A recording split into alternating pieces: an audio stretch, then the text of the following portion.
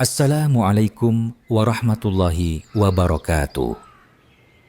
Pernahkah kita berpikir, apakah uang yang kita belanjakan bisa jadi memperkuat musuh-musuh Islam?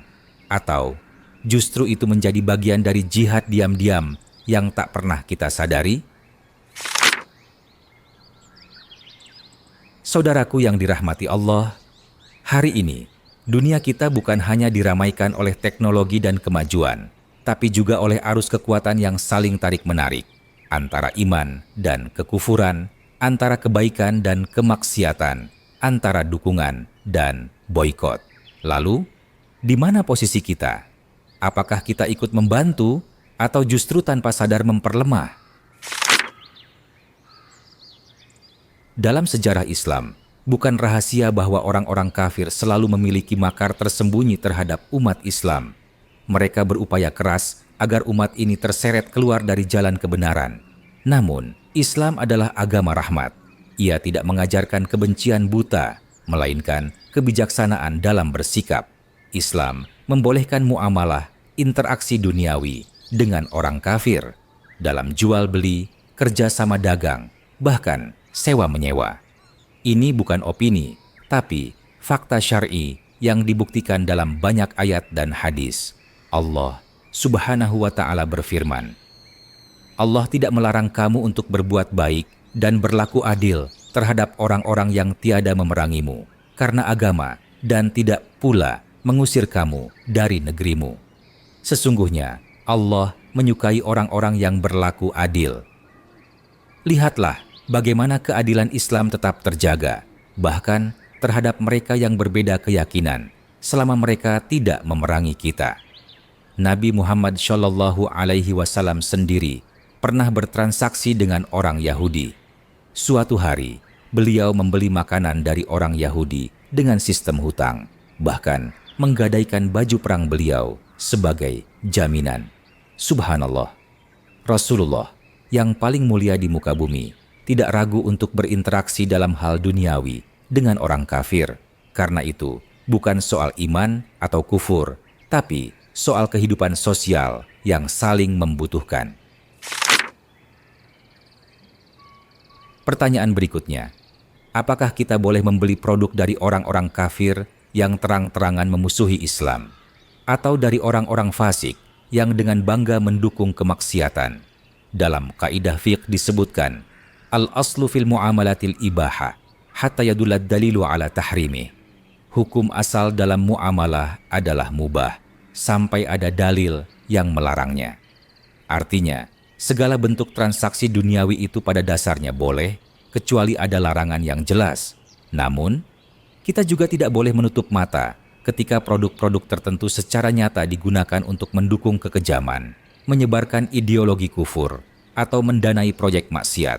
Contohnya, produk yang hasil penjualannya digunakan untuk membiayai penjajahan atas negeri kaum muslimin. Produk yang iklannya menampilkan pornografi dan merusak akhlak, atau perusahaan yang terang-terangan menyumbang untuk kelompok LGBT, merayakan hari-hari kekufuran dan menyerang nilai-nilai Islam. Maka, saat itu, sikap seorang muslim bukan lagi netral. Boikot bukan sekadar emosi sesaat. Ia adalah bentuk perlawanan halus, namun berdampak kuat. Boikot adalah senjata kaum lemah yang tidak punya senjata. Ketika kita tidak membeli produk mereka, kita sedang berkata, aku tidak akan mendanai kezalimanmu. Aku tidak akan menguatkanmu untuk melukai saudaraku. Aku bersama mereka yang tertindas, bukan bersamamu yang menindas. Tapi ingat, boikot juga bukan berarti memusuhi semua non-muslim tanpa alasan. Islam mengajarkan kita adil. Jika mereka tak memerangi kita, kita berlaku baik kepada mereka. Namun, jika mereka menyakiti Islam, menghina Nabi kita, atau mendukung penjajahan, maka diam adalah kelalaian, dan bertransaksi dengan mereka adalah kelengahan. Bagaimana jika pelaku usaha itu seorang muslim, tapi terang-terangan mempromosikan maksiat? Misalnya, artis yang menjual produk, namun ia juga jadi corong kemaksiatan di media sosial, atau perusahaan muslim yang dengan sengaja mendukung kampanye yang bertentangan dengan ajaran Islam. Disinilah kita diuji. Apakah kita akan mendukungnya karena sesama Muslim, atau kita menolak dengan lembut sebagai bentuk amar ma'ruf nahi mungkar? Boikot mereka bukan berarti membenci, tapi sebuah peringatan. Kami tak ingin membeli dari tangan yang juga menjual dosa. Kami mencintaimu, tapi kami tidak mencintai perbuatanmu. Inilah cinta yang sejati, yang lahir dari keimanan.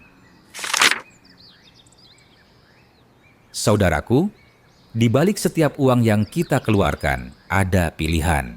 Apakah itu menguatkan kebaikan, atau justru memperbesar keburukan? Mari kita lebih bijak, bukan hanya dalam belanja, tapi dalam bersikap.